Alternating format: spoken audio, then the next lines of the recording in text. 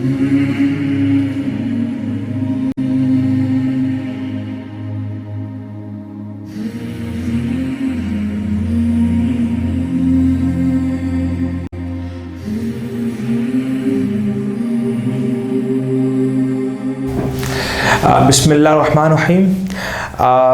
आज हम फिर एक नए वीडियो के साथ आपकी खिदमत में हाजिर हैं। पिछली वीडियो में हमने बच्चों की रूहानी और मेडिकली अलामात का ज़िक्र किया था। अब हम ज़िक्र करेंगे अगर किसी जेंट्स के साथ, किसी आदमी के साथ, किसी लड़के के साथ जिन्नात का मसला है तो उसकी अलामात क्या हैं।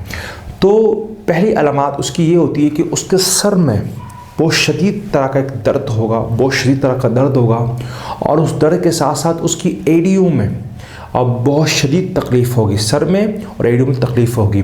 अच्छा, उसके बाद उसको बदबू, खुशबू, ये कंधे बहुत भारी रहेंगे, कंधे उसके भारी रहेंगे और तबीयत में हमेशा उकताहटपन, ये सारी सूरत हाल उसके साथ एक साथ हो और मुस्तकिल हो। क्या हो? मुस्तकिल हो।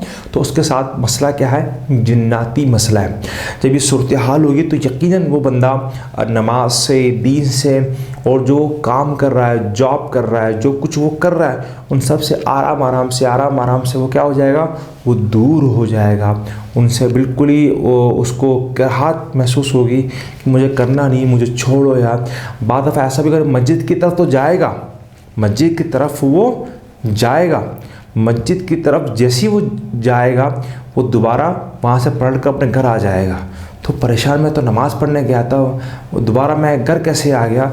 तो उसके साथ मसला क्या है? जिन्नाती मसला है।